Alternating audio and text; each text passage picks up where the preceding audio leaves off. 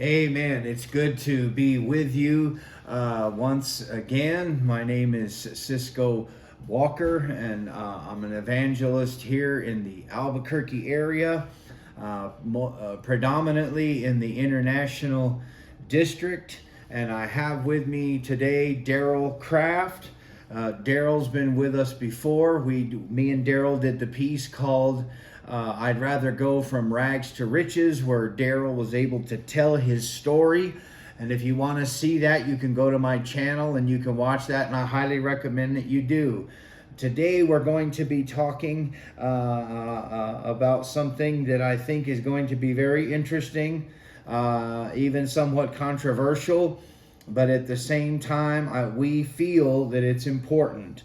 Isaiah chapter 28, verse 13 says, But the word of the Lord was to them, precept upon precept, precept upon precept, line upon line, line upon line, here a little, there a little. And then James says this in James chapter 1 verse 17. James chapter 1 verse 17 says, every good gift and every perfect gift is from above and comes down from the Father of lights, with whom there is no variation or shadow of turning. And today we're going to be talking about opioid treatment in the International District. You know, there is, without a shadow of a doubt, an opioid problem here in the Albuquerque area. Opioid addiction does not discriminate against age or sex or race or financial status. And you know, you can drive down the streets of Albuquerque and you see people who are outside just standing on the corners. People like right now, a block away, there's a there's a camp, and there's people who are smoking the M30, the fentanyl pill on foil, and it's very tragic and it's very awful to see those things, but yet we see it so much that it just becomes a fabric of the community that we live in. We can get to a point where we see it so often that it just becomes kind of normal. It just becomes like, oh, that's just something that happens around here. It happens every day. But we always have to remember that these are problems in our community, and these are problems in our society, and we have to labor together to try to get people the help that they need. Opioid addiction, it doesn't discriminate. It doesn't care how old you are. It doesn't care if you're male or female, if you're black or white or Hispanic. And Daryl, you and I have both been through the opioid cycle. We saw it in the 90s with the black tar heroin, particularly here in the Albuquerque area. But Daryl, how has it changed from the problems with heroin? Like, how is it different today? It's to where people are literally getting off the heroin. There's, you do the methadone to get off of the heroin, not to just turn around, and it's not just another drug or another something that you're just going to be using for the rest of your life. It's going to be something that's going to help you get off that heroin. Mm-hmm. It's going to be helping you get off to where you get back into reality. And once you turn around and get off the heroin, that's what that's for, that you can always get off the methadone if you want. Yeah, Daryl, is there any, Daryl, do you even know people that do black tar heroin anymore, or is it just gone? It's gone. I don't see it around no more. So all there is now is the fentanyl. The fentanyl. And it's good also for that also. Yeah, and Daryl, how is the fentanyl kind of changed the game, the drug game out there on the streets? It's nothing but fentanyl now. I mean, that's all you see. There's no more heroin around. It's just nothing but meth and fentanyl. And as for fentanyl, you can get off the fentanyl with the methadone yourself. As long as you're able to as long as you're willing to want to do it, the methadone will help you get off that fentanyl. Yeah. So, and this is what we're trying to talk to people about today. We want to encourage anyone who is struggling with fentanyl, anyone who's struggling with opioid addiction, to seek help. And one thing that we always want to bring to people's attention is the Catholic Church calls these works of mercy. The works of mercy are to admonish sinners. The works of mercy are to warn people. And if you're doing fentanyl, if you're smoking fentanyl, if you're taking illicit street drugs, we want to encourage you today, but we also want to warn you, because these drugs will kill you. These drugs can lead to the end of your life. These drugs will destroy your life. They will destroy your family. They will destroy your relationships. They will destroy the communities that we live in. And so we want to encourage you to get help. But so many times I've seen a lot of people, and they just kind of dance around the issue that these opioids are killing people. Fentanyl is killing people. And so we want to just remind you today to be careful. And if you are addicted to these things, there is breakthrough. There's spiritual breakthrough. There's support groups. There's 12-step groups. There's inpatient. There's outpatient. And one way for individuals to get help as it concerns opioid addiction is to switch temporarily to methadone. Now, this isn't to tell people, we're not telling you that methadone is the only answer. We're not telling you that methadone is a custom fit for you. But we are telling you that it is one of many ways to get help so that your life can get back on track, so that you don't have to worry about dying every time you buy a pill on the corner. You can't even get drugs anymore. You can't even buy a pill off the street anymore because you don't know what's in it. Exactly. I know a lot of people who do powder cocaine, and I warn them all of the time. I say, quit doing powder cocaine because you don't know what's in it. If you're going to do powder cocaine, then you better have Narcan. And I get the same answer. Oh, I got a guy and I know my guy and he gives me the, no, you don't know what is in those powders anymore. I say this, and I don't really mean this, but I've told this to people. I say, you can't even have fun anymore. There's people that, of course, being an evangelical and being Christian, we don't condone drug use. But there used to be a time when, people would make good money and they would say, well, I just, let's just get some cocaine on Friday night, and we'll do coke Friday night and Saturday night. And then Sunday we'll clean up and we'll sleep and we'll eat and we'll go back to work Monday morning.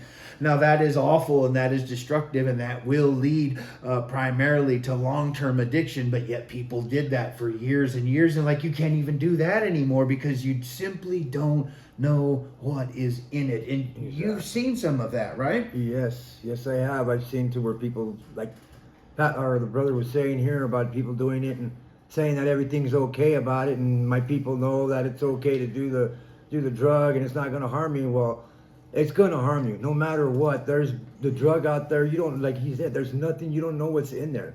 It can be any type of drug. It could be rat poison. It could be any type of stuff like that. Paint thinner. Any type of stuff like that they use that can be in drugs that people are saying it's okay to use, and it's not. Yeah, Daryl, they found pills. They have seized pills. The Albuquerque Police Department, I think, just a few months ago, they seized a bunch of those M30 with pills. Methamphetamine. Yeah, and there wasn't fentanyl in any of them. It was ketamine, Xanax, and xylazine or xylazine, that animal tranquilizer. And people were just smoking these pills, and there wasn't fentanyl in any of them. So the whole game has changed, so to speak, and it's become much more dangerous. It's become much more lethal, and it's always been that way, but it seems now that the powers of darkness, that somehow there is a spiritual element to these things that that move through pharmakia and that move through drugs, and it seems now that it's more dangerous than ever to be addicted to opioids or to the M30s. We talked about this the last time, where I talked to the old veteranos, the old school like Chicano guys that are like 60, 65, and a lot of them are on the methadone program, and they dream of the days when like they could get the black tar heroin, because they hate this new drug, but yet it's all that they can get. And have you seen some of that too? I have. I've seen a lot of it to where people they're wishing to. Excuse me. There's still a lot of them that want to have that heroin, but you can't find it no more, and so then they turn into methadone or into fentanyl. Mm-hmm. And that fentanyl there, it's just getting like a big wildfire out there. It's getting bigger and bigger and bigger every day. Yeah. And you cannot find that heroin anymore. So the ones that can't find that heroin either go to fentanyl or they either go to methadone. And the methadone would be the correct way, because even though it's a drug that's going to help you get off that fentanyl. Mm-hmm. You can always get off the methadone really easy, as long as you be willing to want to do it, and all you have to do is just say no. That's the name of the word right there, no. And you just say no more to the fentanyl and say yes for methadone, and you can always get off the methadone later on. It's not like it's going to be a type of thing that's where you can't get off of it and you're going to be doing it for the rest of your life, because you can always get off of methadone.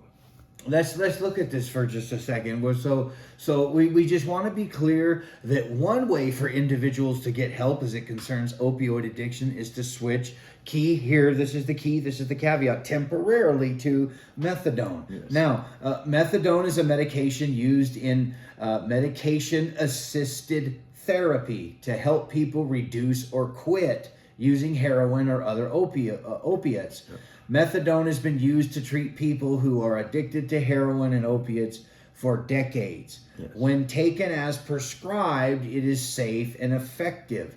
Methadone use allows people to recover from their addiction and reclaim active and meaningful lives.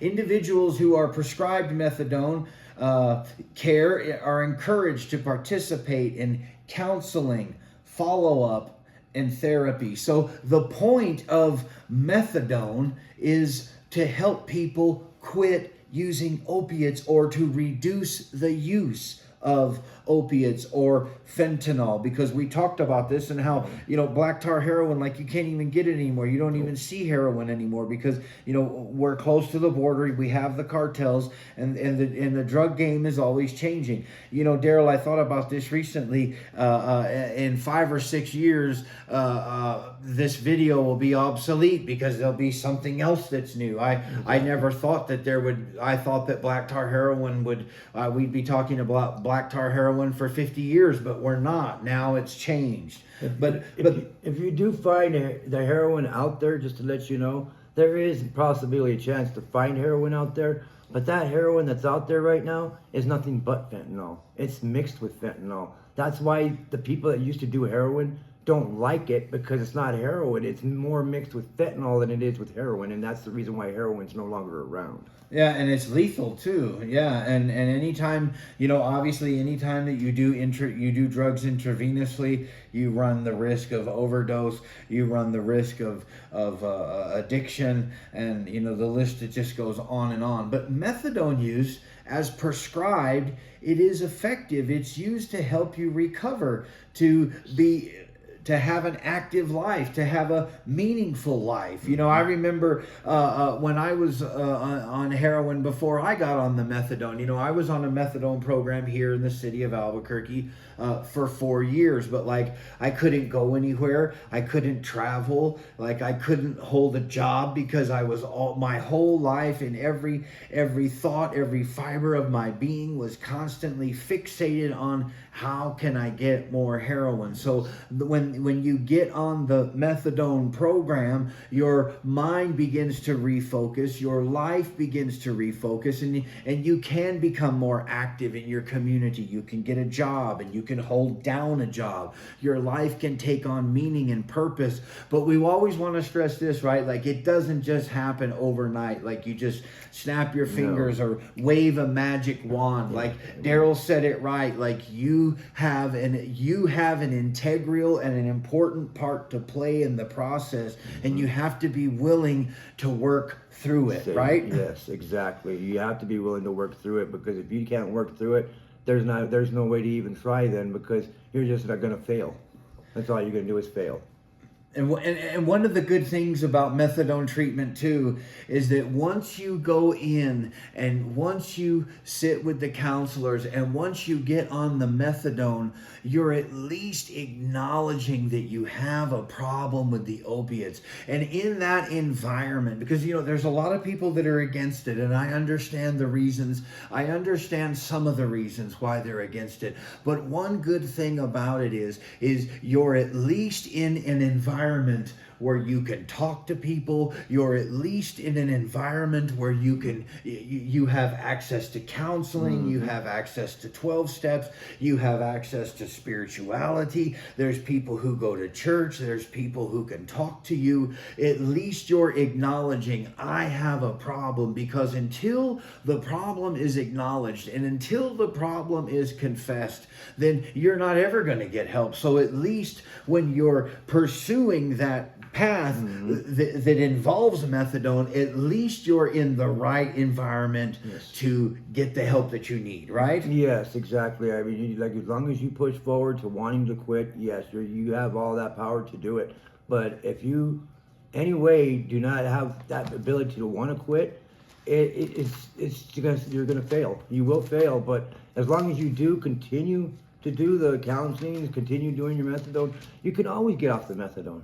The heroin you'll never get off of. At least methadone will help you get off the heroin, and at the same time you can get off the methadone too. All right. So as I have with me here, this is Daryl Kraft. Daryl, he's a good man. Daryl he's a Christian. He loves Christ with all of his heart. I have here Daryl Kraft. Daryl is currently taking methadone under the guidance of a physician and a therapist. So, Daryl, how long have you been taking methadone to alleviate withdrawal from opiates? Right now, I've been on methadone for about it's going on 3.5 years right now.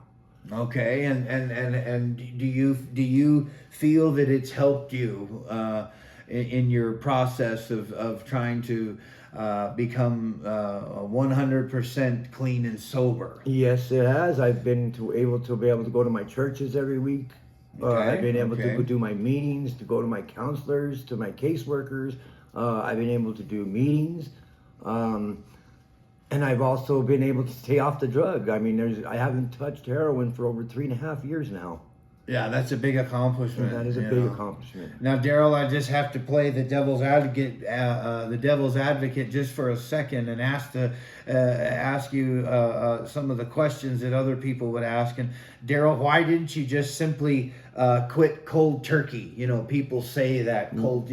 Why did you feel that you needed the methadone instead of just quitting cold turkey and biting the bullet and pulling your hair out for 2 weeks? I mean, why did you decide to get on the methadone instead of just quitting cold turkey?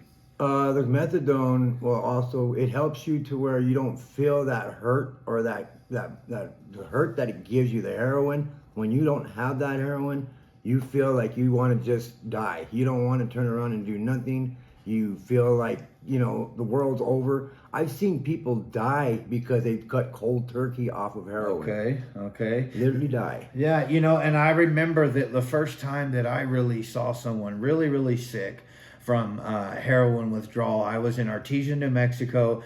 I was in a faith-based program, and this old Chicano guy, like, he came in and he'd been on heroin for years. And I remember, they had the prayer chain in the bunk, and I remember that man was in bed and he couldn't get out of bed for 8 days. And I remember that man. I'd never seen anyone suffer like that. I remember he was throwing up every hour. He would constantly get up and go to the bathroom.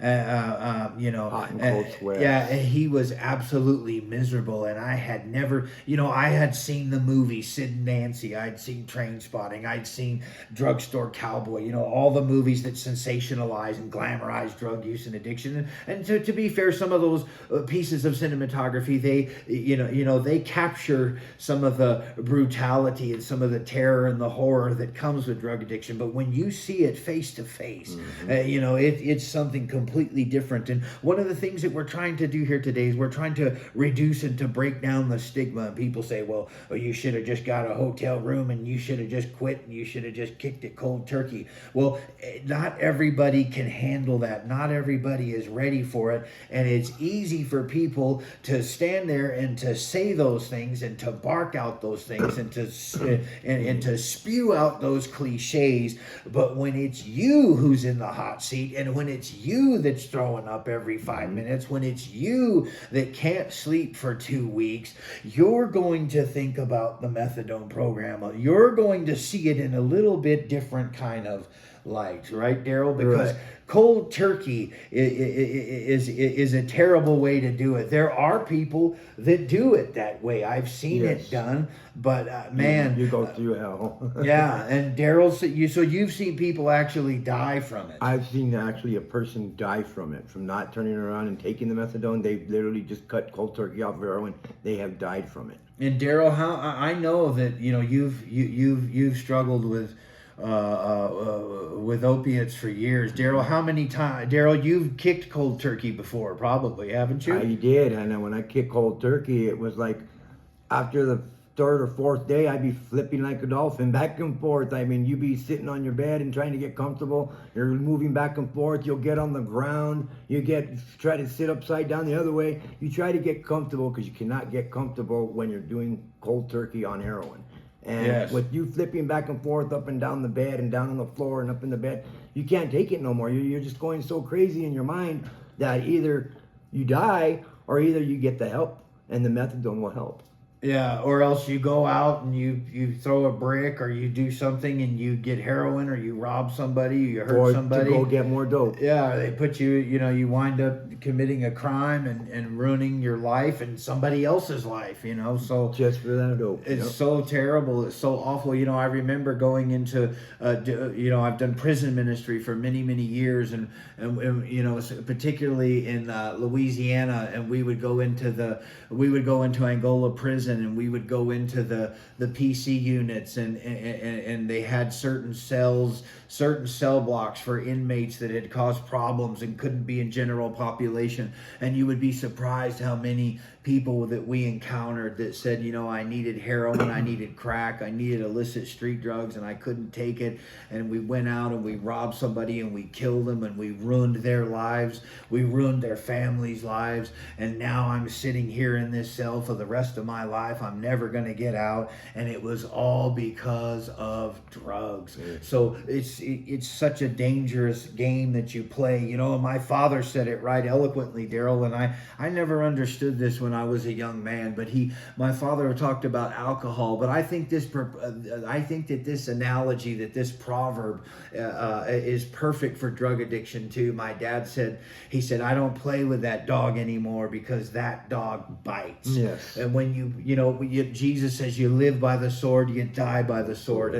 And Drugstore Cowboy, Matt Dillon's character, Bob, he says this in the movie. He says, we played a game that we couldn't win, right? And that's what happens when you get involved in drug addiction, right? You're playing a game that you can't win. Yep, you are playing a game.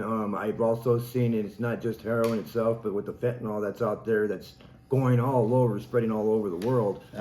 I seen a lady think that she could do the same thing with fentanyl as she could with heroin. And it was the first lady that I ever seen dissolve this stuff this M30 pill and shoot it up her vein. Yeah, what did it do to her? She died. Yeah, because Instantly. because you can't. Yeah, and the compound of it. I mean, it's just awful stuff. You know, it really is hell on earth for people who are addicted to opioids. And see, that's where it takes the Spirit. That's where it takes the love of God. That's Amen. where it takes the moving of the Holy Spirit to soften your heart. Because you know, if you live in the International District, or if you live in what some would call the old Albuquerque area, that's all that you see, and you see it every day, and you see people, and we've talked about this, how you know, the zombies, and seeing people as subhuman, and seeing people that they don't matter because they're just on dope. No, we always have to ask for God's grace and God's help to remember that's somebody's son, that's somebody's daughter, that's somebody's father. That person matters because they're made in the similitude of God. And this is why we need fresh movings and fresh infillings of God's Holy Spirit, because it's very easy to begin to see people like boards and chairs, like, you know, it's easy for that to happen to a person, even with the Spirit of God, even a Christian, because there's something demonic and there's something evil that is working and moving through this pharmakia, through this fentanyl. Yes. And you know, and so if people are trying to get off of opiates, you know, give them a break. And if they want to take the methadone, then that's a decision that they have to make, right? Right. Daryl, some people feel that taking methadone is simply a crutch. I mean, what do you think about that? I'm not saying that that's right. I'm not saying, but it is something that we have to explore. And, you know, Daryl, a crutch is something that provides help and support that you depend on, often too much. So what are your thoughts about, is methadone a crutch, or is it a step in the right direction? It's a step in the right direction, because, I mean, if you want that help to get off your opioids, of course you're going to need to take that methadone to get off of it. But it's not All right. it's not no crutch to where you're stuck with it for the rest of your life, because, like I was saying earlier, you can always get off methadone. Okay, good. And you know, these are just questions that, you know, these are questions that are gonna that come up, and these are nothing new. People have had these opinions and ideas about, you know, as you know, in our definition of methadone, you know, they've used methadone to treat heroin addiction for years. You remember when it was a 21-day methadone? I remember They that. give it to you for 21 days, and that was it. You know, and there's, you know, there's some say there's reasons for that. You know, now the government's behind it, and there's big business in it, and I think some of that's true. You know, I really do, and I think that that's sad. But like, we've seen the abuse, and we know the problems with greed and control from our own hearts, and so certainly we can see where it would come from other people's hearts.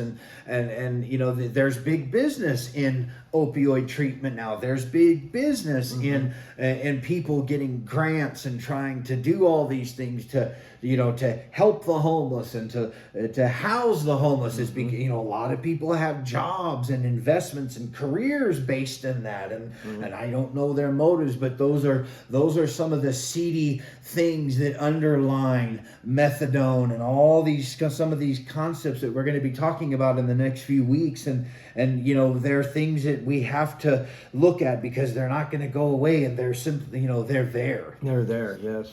So go ahead. Like I said, you know, everyone thinks that you can't get off the methadone, and you can. You know, there's people out there that think, well, no, once I get on the methadone, I'll never be able to get off of it. You can get off of methadone. There's a way to get off of methadone. You just got to take it real slow, little by little. Okay. Daryl, have you ever experienced resistance or pushback from the church or from evangelicals because you are dosing at a local methadone clinic? No, I still have my urges and my wanting to go to church every single week. I've been wanting to go to my Bible studies every Wednesday. It doesn't stop me from wanting to do what needs to be done. Have you run into church people that have given you a hard time because you're on methadone, and Yes. and people would say, well, why don't you just trust God for your healing and get off of that stuff, brother? Have you Yes. run into that? I have run into that, and you know, don't get me wrong, God is the one that helps out, but you know, it's to a point to where if God can't help you because it's on His time to help you, then you got to help yourself. And the way to help yourself is going to be the methadone.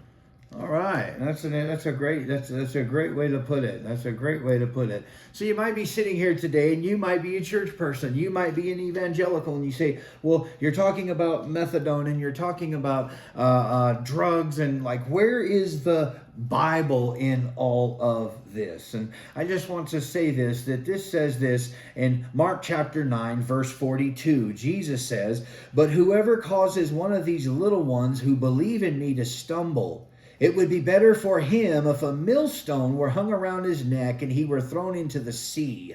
Right? He says, if your hand causes you to sin, cut it off. It is better for you to enter into life maimed rather than having two hands to go to hell, into the fire that shall never be quenched. You know, the church or evangelicals should never discourage people who are trying to quit a habit such as alcohol, nicotine, illicit street drugs, and especially opioids. And that's what Jesus says here. He says, whoever causes one of these little ones to stumble, it would be better for him if a millstone were hung around his neck. You know, if you love Jesus and if you believe in divine healing, we both believe in divine healing. We've seen divine people healed. But if you have someone in your congregation, if you have someone in your church who is trying to get off opioids, and by the way, if you are a real true church, you're going to have people that smoke pot in your church, people that drink in your church, people that struggle with drugs in your church. That's what the church is for. The church is to be an emergency room, right? Mm-hmm. So every once in a while, you ought to have somebody coming like that into your church to hear the gospel. Hopefully you're willing to rearrange your religious furniture to have people like that come in. Some people are, some people aren't. But when they do, and if they do, you cannot cause them to stumble. Help them. Pray for them. If they feel that God is leading them that direction, then don't cause them to stumble, but do all you can to be supportive in whatever methods that they try to use. Because once again, we talked about this and how this addiction, particularly to this kind of drug, is killing people. We talked about this last time I interviewed you. Mark chapter 8, verse 22. It says, then he came to Bethsaida, and they brought a blind man to him and begged him to touch him. So he took the blind man by the hand and led him out of the town. And when he had spit on his eyes and put his hands on him, he asked him if he saw anything. He looked up and said, I see men like trees walking. Then he put his hands on his eyes again and made him look up, and he was restored and saw everyone clearly.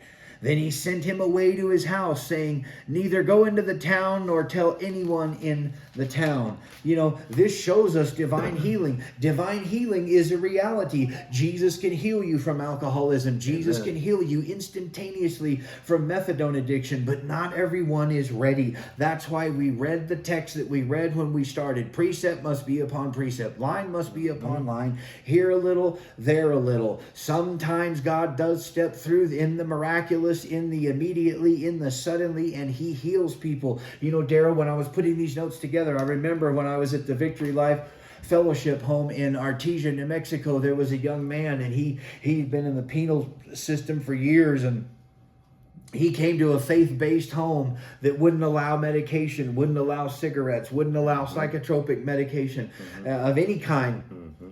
And he came into the Victory home on 150 milligrams of methadone in the early 2000s. And I remember there was a handful of us that we had been through methadone, and we had gotten off the program, and we suffered severely when we left the program. And I remember that, you know, that this is terrible, but we were taking bets to see like how long he would stay before he would just break down and leave the program. And God touched him, and God healed him. He never went through withdrawals. He never slept in chapters. He never sneezed. He never went through the sweats. None of that. God just miraculously touched him. God still does that. But many times what God will do is this process we see with the blind man at Bethesda. Jesus led him out of the town. Jesus touched him twice before he was divinely healed. And so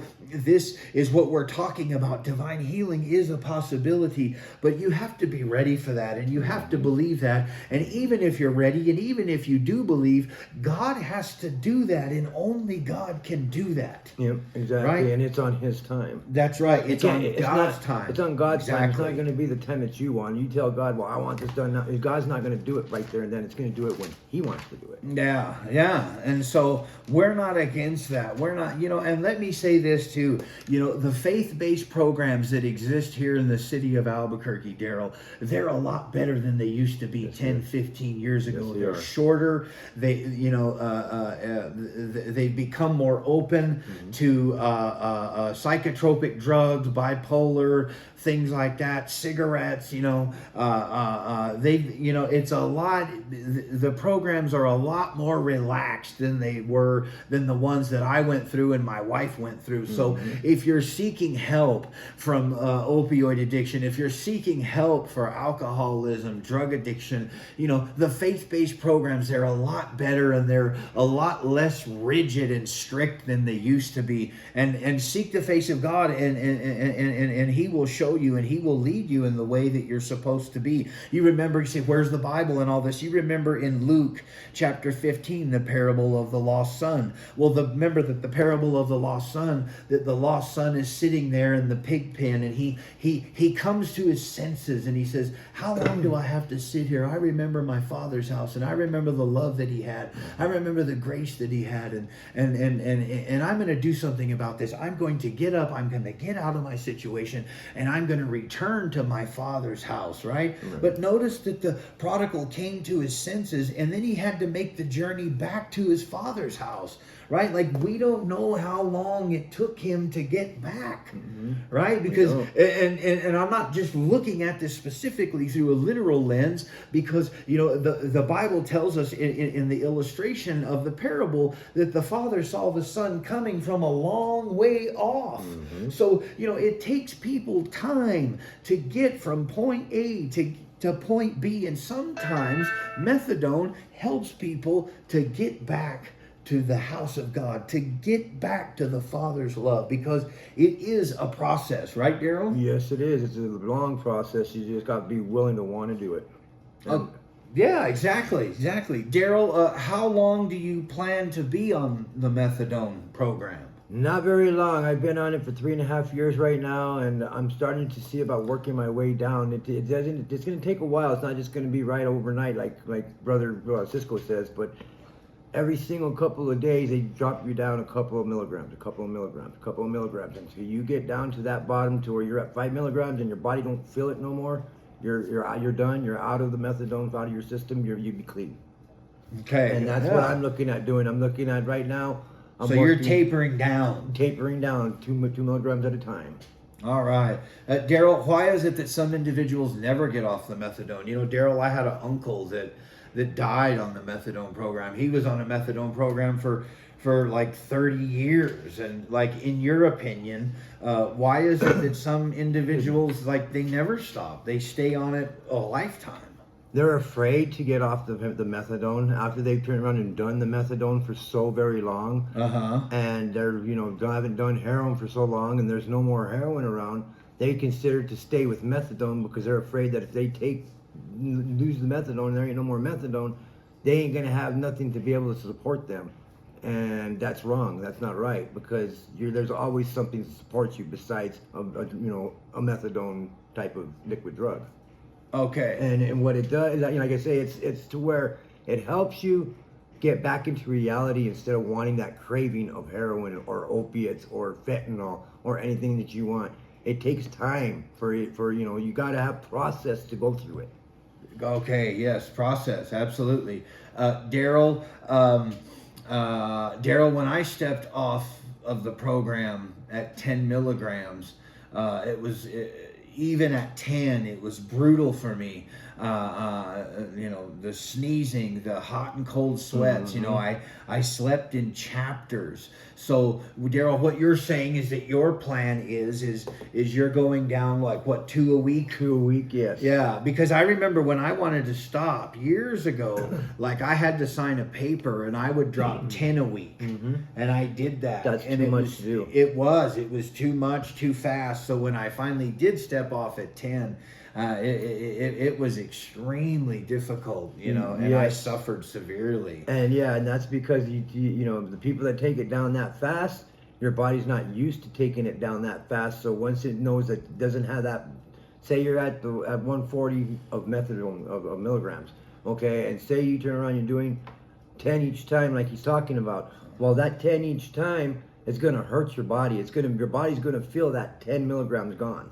And each time it goes down and goes down, you're going to feel that methadone go down. And when you cut off completely, at 10 milligrams left, you're going to still feel the difference in your body not having that 10 milligrams in you.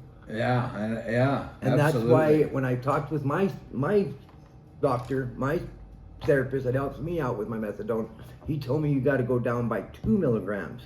And you go down by 2 milligrams each day, or every other day, you go down 2 milligrams each time until you hit that 5 milligrams to 4 milligrams to down to 2 milligrams. Once you're down to that 2 milligrams, your body ain't gonna feel it no more. Yeah, then you could step completely off of it.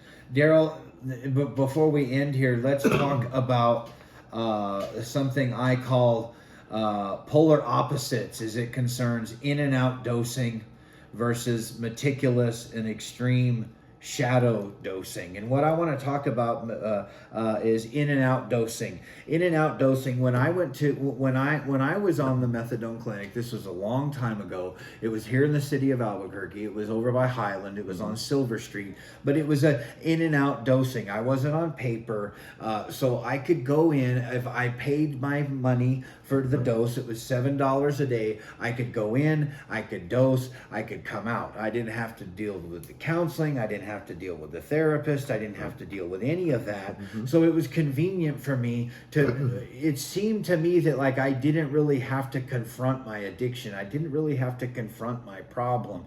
But are there still places where people can just go in and out dose like that? Yes, there is.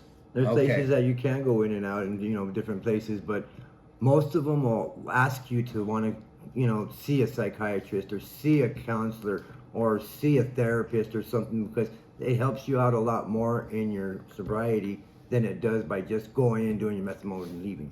Now, Daryl, I've also heard too from people who, for people who have to work, you've experienced some of this at times, but there's the meticulous and the extreme shadow dosing where, like, Yes. is there such thing as too much counseling? And do some of the clinics make it difficult for you to get your methadone? I mean, what have you experienced with that? On this part, I've seen to where they get too many people in to try to do methadone, and the more people they get, the harder it is for them to give them their methadone. So say we're on a monitor and you have 25 people inside that room waiting to dose. Okay, with that monitor filled up and you got people that need to go to work in the morning, they're not able to sit there for an hour and a half or 2 hours to be able to have to dose like the other ones can, because they don't have a job. The ones that do have a job, you need to get in there and in and out. So the way to do that is you got to get a letter from your boss saying that you're working at such and such times, and you give that to your therapist or counselor. You get it's called what do they call it? It's called I can't think of the name. Where you go in front of everybody. It's just sort of like an express lane. It's called an express lane, to where you can go in. The security guy will take you into that window. You're able to dose right away and leave straight to work without having to wait for any of the other people. Amen. Well, Daryl, thank you so much for being here today, for talking with us today. Sure. We just want to we want to remind everybody, and we want to remind other Christians, other evangelical people, when you go to your prayer closet every day, when you pray for people, pray for this city, pray for the international district, pray for people that are caught in the middle of opioid addiction, because it's very serious, it's very dire, but prayer changes things. Yes. And we thank you for your time. And Daryl, thank you for coming and speaking If I can just with say us. one more thing. Absolutely. I'd just like to say that if you're really wanting to do this and you're really wanting to get off of it, it's up to you. It's really up to you that really wants to change. If you just say, oh, I'm going to do it because I got to do it, or I'm doing it because of my parole officer, no, it's not going to work. You're going to go right back to that drug. You need to turn around and know that you want to get off of it. That's all I have to say. Amen. God bless you and thank you.